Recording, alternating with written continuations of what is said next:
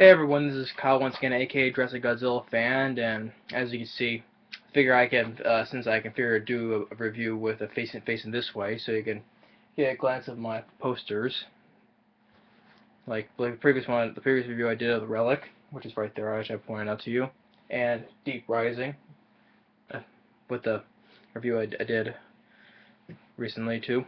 So now that this review, I'm going to do my last review today, is that I'm going to review, this time, another monster film, and is Alligator. This is a film that was released in July 2nd, 1980, and when I was I did enjoy watching this as a kid. At the time it was on the time I watched it was on Sci-Fi, before Sci-Fi did all these crappy, bad digital affected sci-fi original movies, as they call it. If this is what Sci-Fi should make a movie on,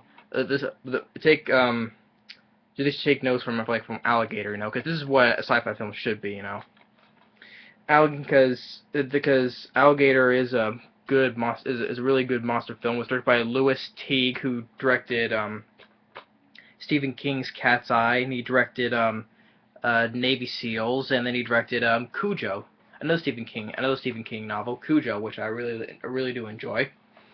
And Alligator, I really do enjoy this film.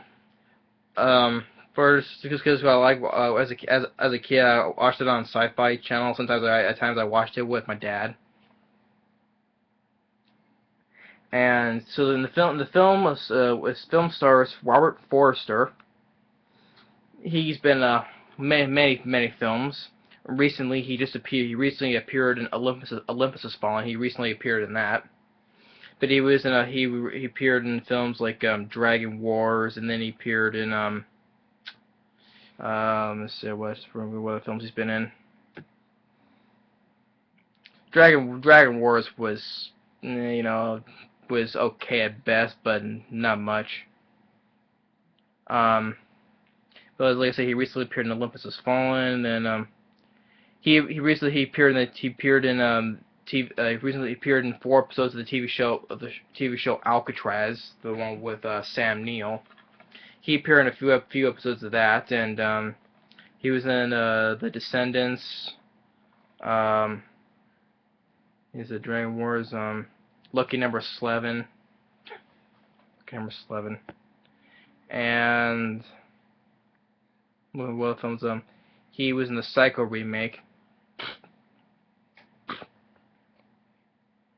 Appeared Alligator. He appeared in the film The Black Hole. The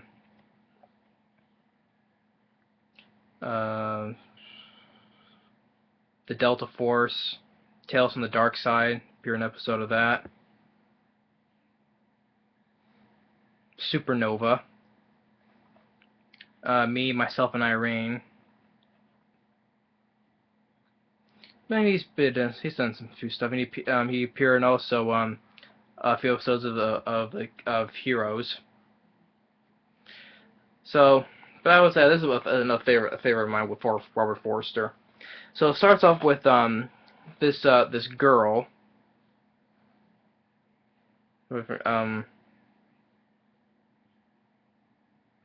This little girl, well, not a little girl, but a teenage girl, by Marisa. She bought a pet baby alligator to keep as a pet, though. But then, while she was out of the house, her dad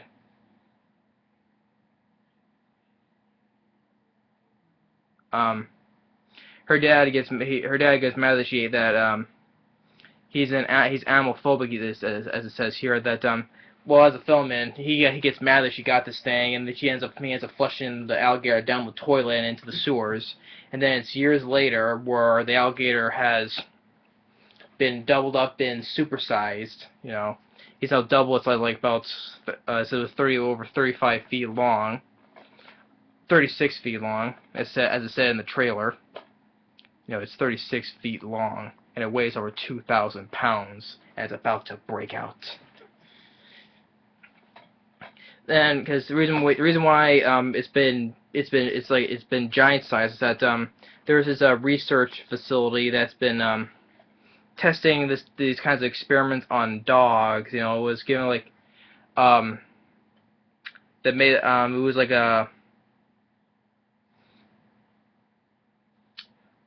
it was the it was an increased and growth increase, you know, because Robert Forster was talking with this woman who said her dog had gone missing, and when they found this huge dog, and they told her that's the same dog that she had, but how could it got that size? How could it got that big so quickly? But that's the reason how the alligator has got so big, because they've been dumping dead carcasses of dogs down in the sewer, and it's been eating them, and it's been eating those growth DNA increases, and that's how it got big. Like this guy who's working for this guy, a guy named Slade, who's been doing this whole experiment thing.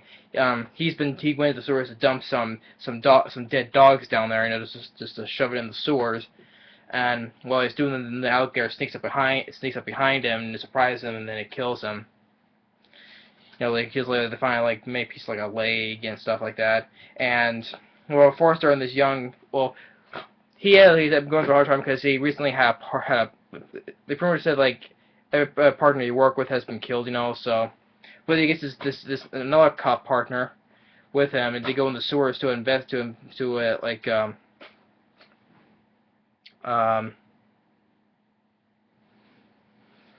well, I forget where they were. I think they were investigating why about the. I think that was about the experiment stuff.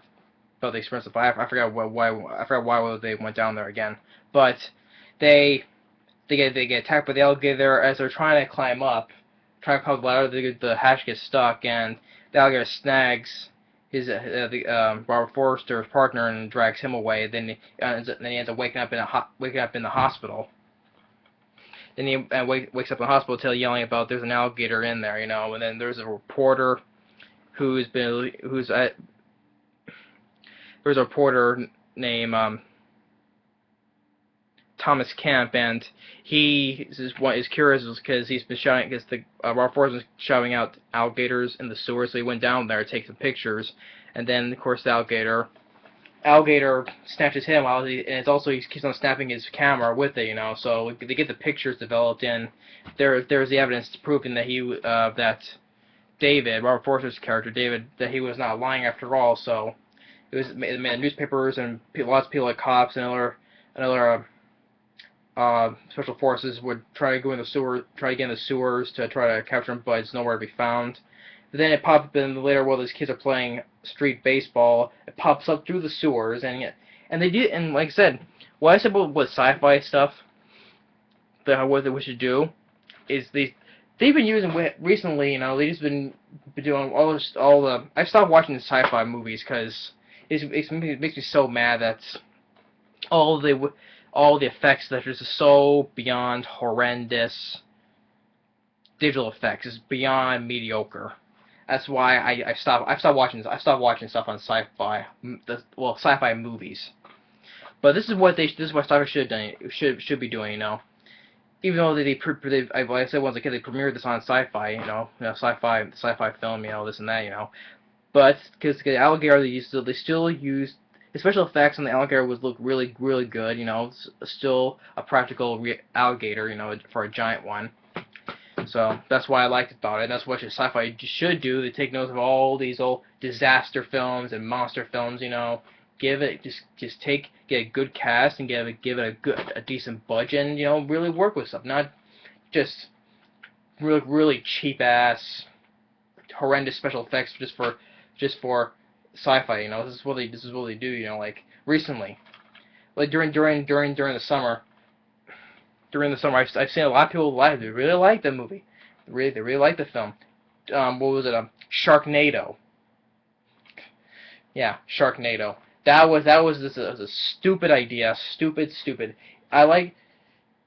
It just makes me love Jaws even more. You know, is when they do, especially when they do crappy sci-fi shark films, you know, like Sharknado, a stupid idea, and oh, they sucked him in a tornado, you know. And I watched it. It was an hour in. There was still no Sharknado. It was mostly them in the streets.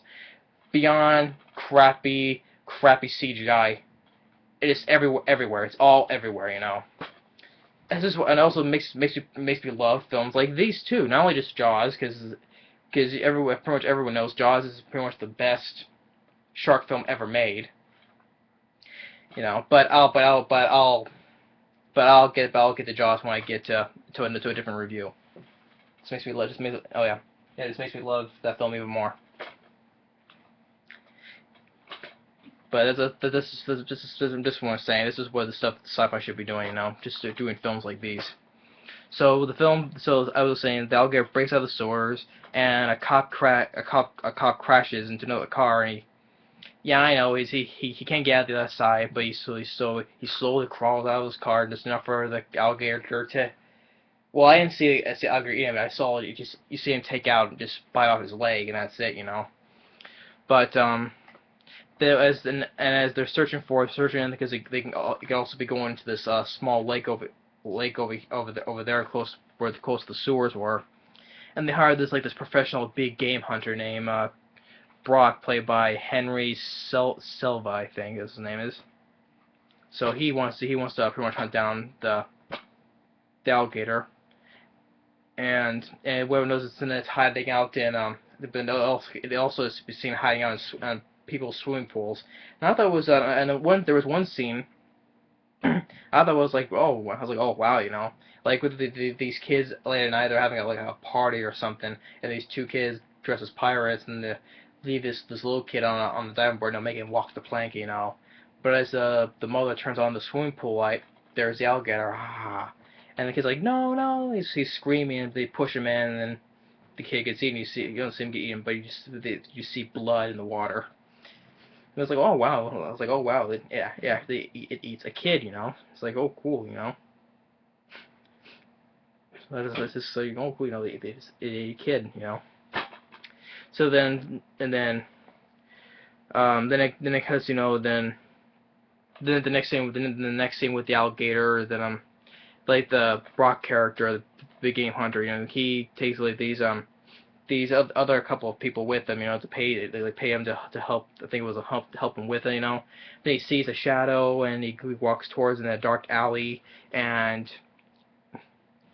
I just find it funny when he looks at it, he could hear the roar, but also saw a shadow on the alley wall.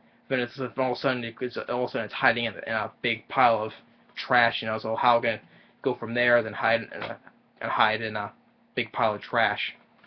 But that's enough. Like pretty much enough to nitpick, you know. Doesn't bother whatsoever. So it comes out of the trash and it eats. I mean, I was like having it in its mouth, and it's pretty much pulling it inside its mouth.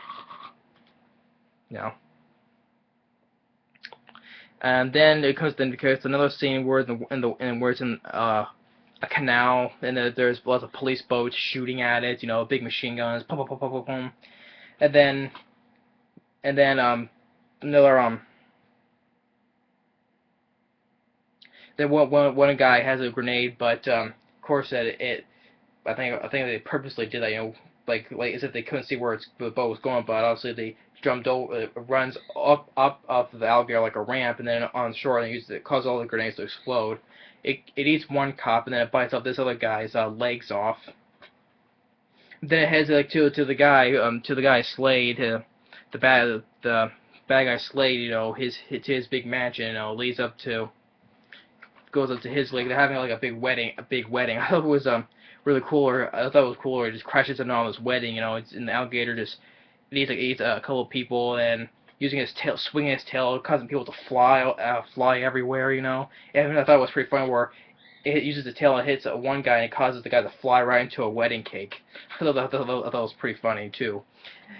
I thought it just flies right into a wedding cake. Then it also was cool where the guy Slade, you know, he's like, the alligator just he's inside his limousine, the alligator just slams his tail back and forth, just completely flattens the car with the with him and his chauffeur in it, you know, it's like just completely flat, you know, just ugh.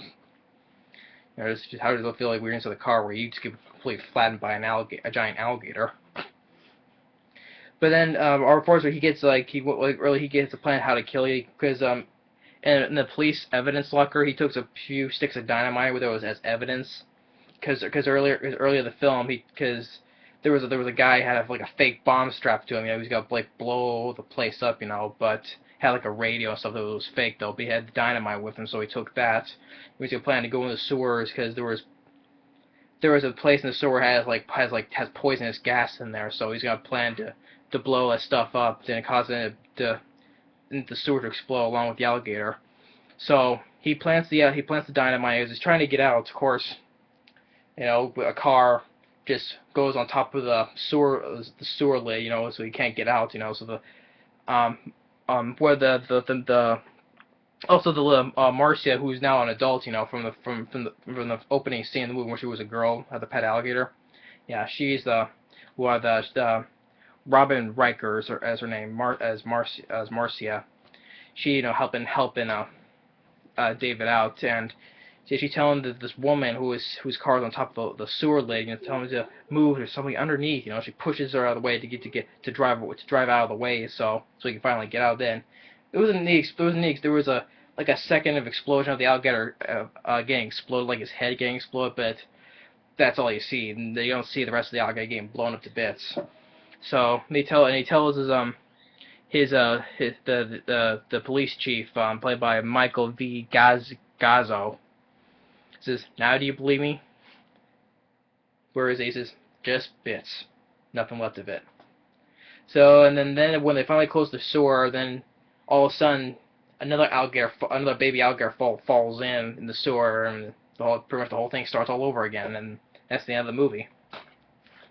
So yeah, I really did enjoy Alligator. I still do this day. This is, like I said, this is what sci-fi should have been doing, making films like these, Practical effects of special effects. Well, it doesn't say on the back. Doesn't say on the back of this though. But even though I never really cared for this front cover though, I just like I said about the relic. I just prefer to use the original poster as the front DVD cover. I do have the poster, but I don't. But it's not hung in my room though. So, but I do have the poster nicely framed. But I do wish this front cover would have the original poster on, where it's just a picture of it just sitting in the sewer, having the tagline, Well. And so it did. It said it was released in 1980, but it said like it says the film was praised for its praised from critics for its international star. I don't know what that word is, but I don't know what that word was, but okay, good. The film got praised by critics, okay. But even though Roger Ebert just said he was not a fan of the movie, suggesting it would be best to flush the movie down the toilet and see if it would grow it into something big and fearsome. Yeah, just like the alligator in the film grows to be something big and fearful. Yeah. I would disagree on that. I thought this was a cool monster film about a giant alligator. The cast is fine. I like Robert Forster, Robin Riker, Michael V. Gazzo as the chief, and it's on for 90 minutes. It's not that long, and that's pretty much it. So, one last thing though, there was a sequel that was made, Alligator 2: The Mutation, but this was rated R, but the sequel, it was rated PG-13, and the film was given much more negative reception than the first film did. But I would say that I probably won't do a review of Alligator 2: The Mutation, so I'll just give it a quick note on. I don't know why. The first one you can find on DVD, but I don't know why you can't find the second one on DVD. You can find it on VHS though, but I don't know why you can find it on Amazon there was like a special 2 disc set with this film and the first film. But I think that's like an English DVD, shipped over from the United Kingdom, I think. But I don't know what about it. But I don't. There's no sign of a separate DVD of the second film.